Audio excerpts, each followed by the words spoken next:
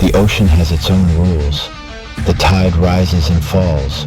The waves give, the waves take. No man commands the sea. But Captain Isaac Dane thought himself different.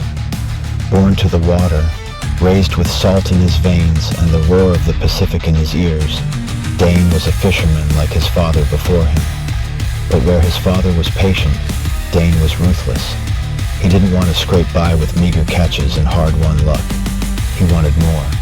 His ship, the Sea Revenant, was built for speed, a sleek long liner, faster than any trawler. She cut through the ocean like a blade, her decks lined with rows of meticulously baited hooks, each meant to bring up a prize fish: halibut, sablefish, lingcod. While other men relied on luck, Dane relied on relentless effort, and for years, it worked. His lines always came up full, his hold always heavy. He chased the fish further and further from shore, knowing he had the fastest boat on the water. But the ocean doesn't favor one man forever, and when it stopped answering, Dane refused to listen. It started as a whisper. One day, a few empty hooks. The next, whole lines untouched. His men muttered among themselves. The sea is warning us. His first mate, James Calloway, murmured. We've been pulling too much, too fast. But Dane would hear none of it. The ocean has given me everything. She would not take it away. But she did. A week passed, then two. The fish were gone. Not just for Dane, but for everyone. The ocean had gone still, lifeless, quiet. The other captains at the docks respected the silence. They docked their boats, waiting for the sea to forgive them. But Dane did not wait. If Mother Ocean will not provide, he growled, staring out over the empty water, I will find another way. That night, beneath a moonless sky, he stood at the bow of the Sea Revenant, the water black beneath him, and he called out to the deep. Davy Jones, I know you're down there. I know you take what you want, but I want something too. Name your price, and I will pay it. For a long time, nothing answered. Then the water stilled. A figure rose from the depths. Davy Jones stepped onto the deck, his long coat dripping, his hat casting a shadow that swallowed his face. But his eyes burned, a faint ghostly light deep in the darkness of his skull. You old Captain Dane. The voice rumbled like shifting ice. Very wise. Dane stood tall. I need fish. I need the sea to answer me. Jones's grin was wide and sharp. Dane's fingers twitched near his belt where his knife hung, but he did not reach for it. He had outsailed storms, outworked his competition, outlived the odds. Surely, he could outwit one more. What's your price? Jones's grin stretched impossibly wide. When the time comes, Captain, you are mine. Dane hesitated, but only for a breath. Done. Jones tipped his hat, then turned, stepping off the deck and vanishing into the sea.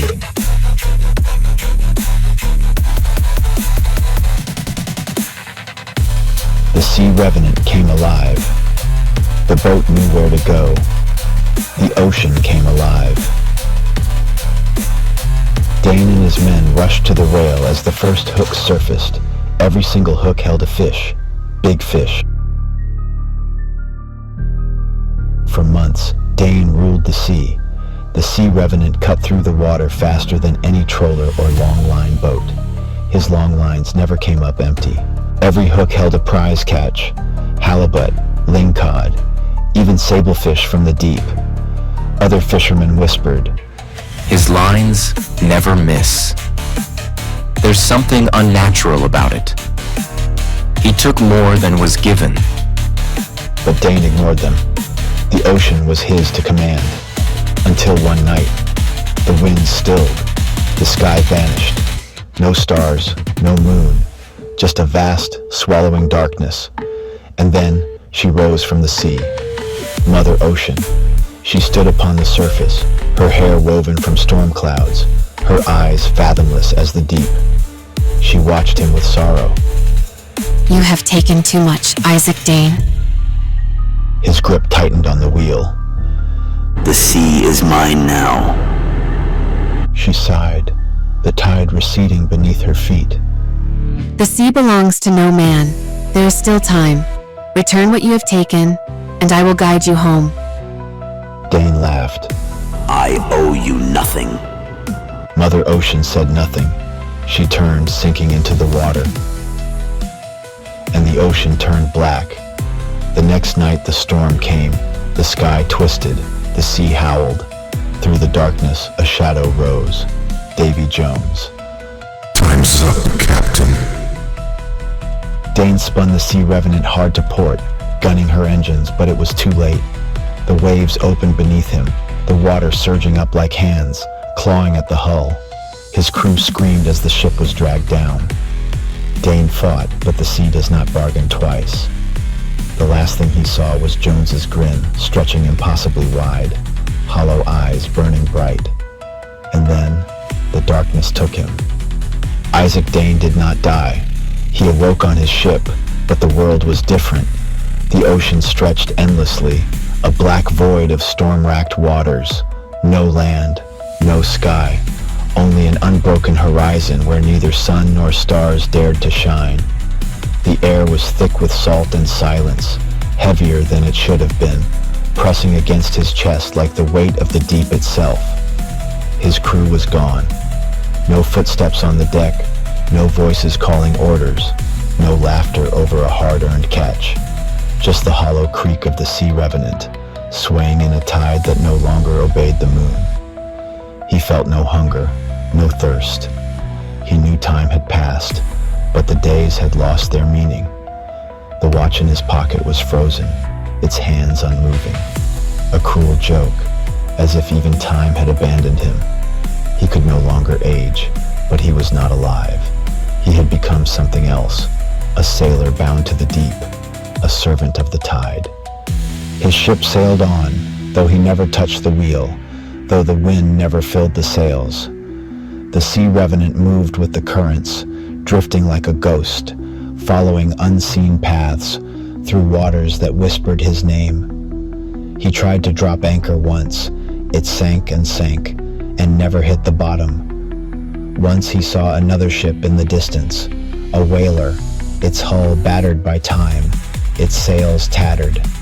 He shouted, waving his arms, desperate for another voice to break the silence. The ship drifted closer, its deck empty, its rigging swaying though no wind touched it. Then, as suddenly as it had come, it vanished into the mist. Was it real, or just another trick of the ocean, another torment in this endless waking death? He did not know how long he had been sailing, how many times he had seen that same phantom vessel, how many nights he had stood at the bow, listening to the whispers in the waves. For the sea still spoke. It murmured in the darkness, the voices of sailors lost before him, some calling his name, others warning him away. And when the sky grew blackest, when the storm clouds rolled and the wind howled in his ears, he swore he could hear two voices among the chaos. One was the low, rasping chuckle of Davy Jones, always watching, always waiting, never letting him forget the price of his greed. The other was the quiet sigh of Mother Ocean, sorrowful but distant, as if mourning a soul beyond her reach. And so he sails, forever trapped between them, caught in an eternal current, a warning to all who take too much from the sea. Some say his ship still drifts on the horizon, a shadow against the dying light, its sails dark as midnight, its captain a figure standing silent at the helm. Some say if you listen closely on a windless night, as the tide recedes, you can hear him whisper on the waves. The sea gives and the sea takes, and she never forgets.